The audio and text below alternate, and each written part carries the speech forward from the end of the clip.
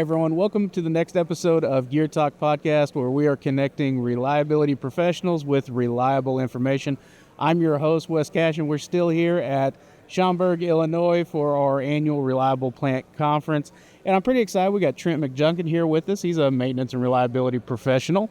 And I think we're going to be talking about, kind of his path through here, maybe some lessons learned, things that he's implemented, things that may work out a little bit. So, Trent, first and foremost, thank you for joining us. Thanks for having me, Wes. Well, absolutely. How about a little bit of introduction? One of our things, we want to make sure that the people understand the individual that's given the information. So do you mind kind of talking about your history? Absolutely. So I've been in the maintenance and reliability world for almost 15 years now, mostly in the automotive space. Gotcha. So came from the floor as a technician and learned from what I believe are some of the smartest technicians in the world. Those guys taught me everything I know. I was able to move up into a more leadership type roles, and now trying to build more on the strategy side. So it's been a really fun and exciting ride so far. Now, I think that having that background as a technician and kind of that kind of sets a good foundation. So when you have moved into more leadership roles, maybe more managerial roles, that probably helps kind of temper, expectations of what you should, and probably help you connect with your people saying, hey, I understand, how some of this goes. Yeah, for sure. Any initiative, I think it's beneficial to think like a technician. Is this going to be a burden? Is it going to create a roadblock? You can speak firsthand from those friction points. Yeah. So obviously, you've been in the automotive space, and most of the time when we think about automotive, we think assembly lines. My mind goes to, a bunch of robots and stuff like that.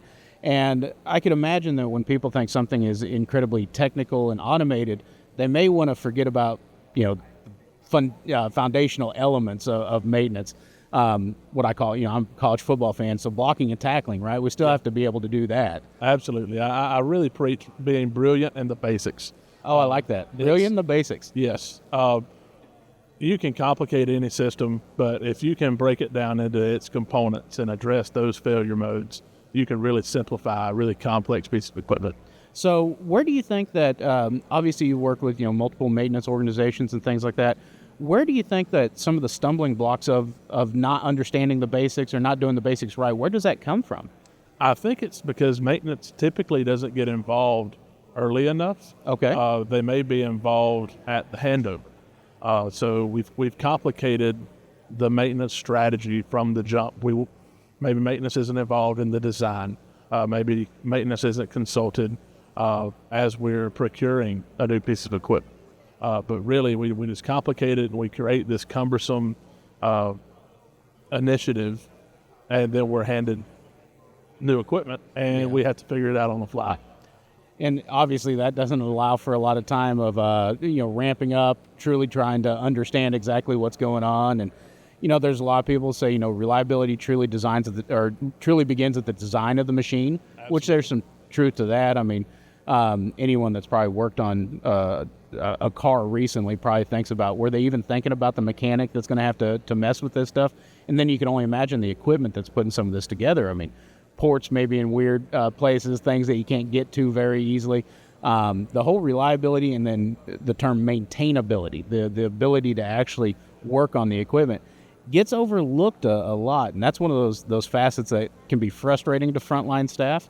And then I guess you as a leader, I mean, you probably have to play that, that middle ground there between, all right, so the frontline staff is telling me we don't have the time, we don't have the tools, maybe we don't have the expertise to do this, but then you're probably getting pushed by production saying, when do we get it back? When can we turn it back on? We need to get production. How do you navigate anything like that? I think you really have to wear both hats. You have to align your maintenance strategies with what the business needs are, and you really have to be a good storyteller with the data that you have. If you say, hey, we can cut some corners here, but here are the risk, the cost of doing nothing at all. What is that? And you have to be able to talk to both audiences in a way that's effective and communicated to them. So talk to me about your maintenance teams, your reliability teams that you're kind of leading and everything else right now. What do you look for in like a good maintenance technician, a good reliability technician? Are there traits that you kind of say this guy's going to be good or this guy's going to be awesome? What do you think? I think the most important things, and I've said this for a really long time now, is character and attitude. If you're coachable and you care and you're passionate, that's the kind of person that I want on my team. Yeah. If you have some core maintenance abilities, we can build on that. Yeah. But if you're going to be someone on a team, I want you to be passionate about being on the team. And I've been really fortunate in my whole career to work on really great maintenance teams, talented people who care, that want to do a good job. And I don't know if that's just luck on my part or what, but I've been very fortunate to have excellent people on the team. So are you a firm believer in the attitude over aptitude when it comes to onboarding, or do you think there's a healthy mix of both? I think there's a mix of both. Okay. We have seen some great progress moving people from different roles into maintenance. Okay. Across my career. And it's just kind of, if you understand the process, you're more apt to understand the maintenance methods behind that process.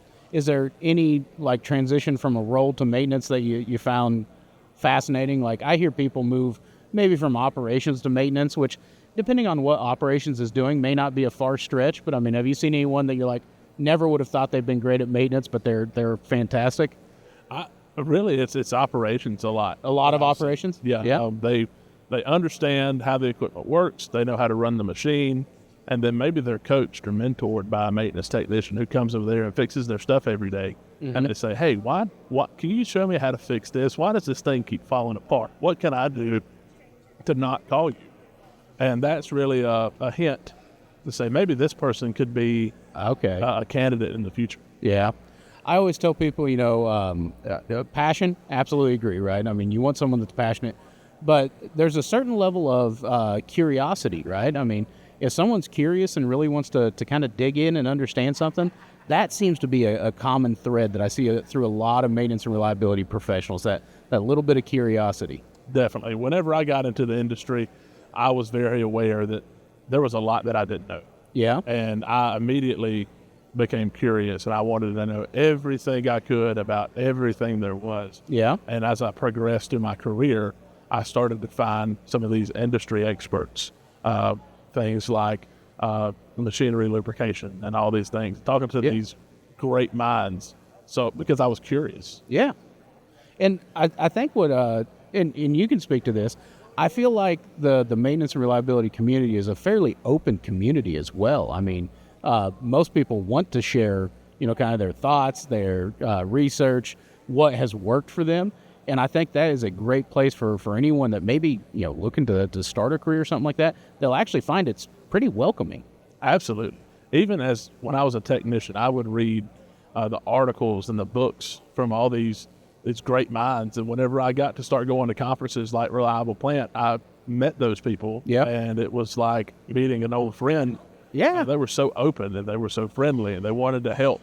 And it was just an amazing experience. It's pretty humbling too, because you go up and you tell someone, because same thing when I started with Noria 14 years ago, same thing. I'd get to meet some of the people that wrote the book, and you go and say, hey, I read your book, and they're just blown away that you read their book. And then well, what'd you think about it? It's great to be able to have that conversation, the back and forth, and it's one of those aspects that, I mean, yes, we're continuing to evolve the profession, but it takes folks to actually grab that and then implement it. And that the implementation of it is what really drives everything forward, right? Because as you implement it, there's stumbling blocks. There's going to be different situations that are unique in your facility that other people don't have, and you have to figure out a way to really make those puzzle pieces fit. Right. The fundamentals apply everywhere. And once you kind of understand that not every best practice is a best practice for you, okay, that's kind of maybe a guideline. Yeah. I think you kind of get over the hump of paralysis by analysis, because there's so much information for you to consume. Yeah. But if you start, what are some quick wins that I can implement today? And I think that really overcomes that hurdle. Now, Trent, I want to put you on the spot here just a little bit, because you've probably seen this. Certain people dive deep into a very particular technology and think that that's going to be the one thing. If I do this really well, it's going to take care of 90% of my problems. Do you subscribe to that, or do you think it's a mix? I think it's a mix. I think there is, if you go into any facility today, there is probably one technology or one tool that if you implement it, it would pull them out of the fire a little bit. Okay. And there's maybe maybe we want to do oil analysis. Start with that. Maybe Okay. we want to do infrared and start with that. What's most applicable to you? But all these things complement each other, and Yeah. they help you move up on that P to F curve. But you may need a lifeboat. You may need something to throw that lifeline out and pull you out of the fire. Yeah. Do you feel like people just get too caught up in the fire? Is that a hard one to break free of? It definitely is. And there's so many things out there, and there's so many new technologies. You don't know what you need. And I think that's where you have to get involved in industry and network and talk to these people that we talked to here at the Reliable Plant Conference and help you there. Is that how you navigated your way through it, was to just get out into the community and talk to people? Or did you feel like you had a decent idea of what you needed to be doing? I feel like I had a really good hands-on technical ability coming from the shop floor, but I knew I could not continue to thrive on my own. So I have a huge bookshelf at home of books from the industry greats and just articles and countless articles that I've saved to really get out and network and say, hey, how do I really do this stuff? And I think that's key for everyone. So if it's not, just, one individual, going out there and doing it, because you come out here, you gather all this information, how have you found it successful to take this back to your facility and, get your staff on board with it? So I think you can't come back with a stack of papers and 20 different initiatives that you want to try. You're on fire with it. You're going to say, hey, we're doing everything, right? Yeah. I have went to this conference and I've solved all our problems. Yep. Let's get after it. I think you have to say, hey, what's this quick win that we can implement? If you're just starting from your maintenance journey, what's this one thing we could do to make a difference and build on that? You were talking about anodized washers at lubrication points. Yeah. And I had never heard that, and I thought that was an excellent topic. And that's something that I'm going to try to implement. Okay, so you have a color. It's now better fixated. You don't have a plastic cap that disappears or something. Right. And that correlates with the color-coded grease gun that we're going to have. There you go. So you just match your colors, and that minimizes that variable for a human error. So if it's simple, it's easy to implement. Do you feel like that gets buy-in, when you come back from this conference and the things you want to change are more simplistic? Does that give you, what would you even call that, credence to then change things that are maybe more difficult? Yeah, I think you get the quick wins for the free or cheap things that you can do. Yeah. And build your case and say, hey, here's where we were. We added this idea and implemented it. And we've shown that this has decreased our amount of lubrication failures from using the improper lubricant. And then you can get buy-in because you've built credibility for not a lot of capital. So how do you make sure that your staff is bought in with that? I mean, is it a constant communication thing with you? I mean, how close are you working with your staff for these changes? I think you have to include them from the beginning. They have to help own it. Not that they're the person that's on the line if it doesn't get done, but you have to really get their feedback and say, hey, is this something that would help you? Or is this something that we need to focus on for later in the year or maybe next year? So that's before even implementation. So it sounds like first step, you come back and say, hey, I'd like to try this. What do you think? Yeah, for sure. And if it's something that we got to put in our parking lot on like a whiteboard in the office, we'll go and we'll try that later. If there's something that's more pertinent that's going to help them immediately, that's probably what you need to do to continue to get buy-in. Do you maintain a pretty good parking lot at your office right now? I have a ton of stuff on the whiteboard. That's all my one-day stuff where I want to try. Yeah. So obviously, walking around the exhibit hall, there's a ton of stuff here. A lot of different solutions, and I get excited with it, right? Because I saw a keynote address with Boston Dynamics, with the spot dog, walking around and stuff like that, and some of that is really, really cool. But you almost feel like it's almost out of reach, right? Because you're like, well, you said be brilliant at the basics. If we can't be brilliant at the basics, why would we need an autonomous dog walking around? But then you can start to really breadcrumb yourself to that, saying, well, there's a use case for some of this. And obviously, when you start to implement some of this technology, I mean, it could rapidly escalate, what all you're able to do inside your program. Absolutely. You can start small, even if you say you don't even have a CMMS. Okay. You can do some basics really, really well to get yourself ready for that CMMS implementation. Or we have a lot of lubrication points, and we don't even know where they are. I We get don't you. even know what grease we need to buy. Well, let's start with the asset register, documenting all the lubrication points on each asset. There you go. Start with our critical ones first. Yeah, let's start there, and then you can back into that of saying, all right, what is the best lubricant for this at that point, right? And then you can kind of scale it out from there. I mean, there's a lot of ways to, pardon my expressions, right? A lot of ways to skin the cat. Right? All right, so you've been involved in several different organizations, being able to see this. What are hallmarks of a good maintenance and reliability organization? And then what would you say, all right, if you're seeing these things, you need to kind of maybe get yourself more involved in it? I think the biggest thing is if you don't have, people get caught up with a vision statement and a mission statement, and I think those are important, but I think it's really important to have a roadmap. Okay. Where are we today? Where do we want to go?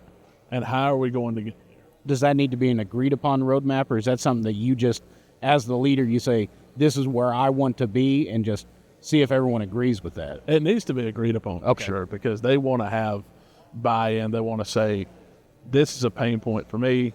This was my idea. And it's really going to drive home that I had a part of it. I was involved.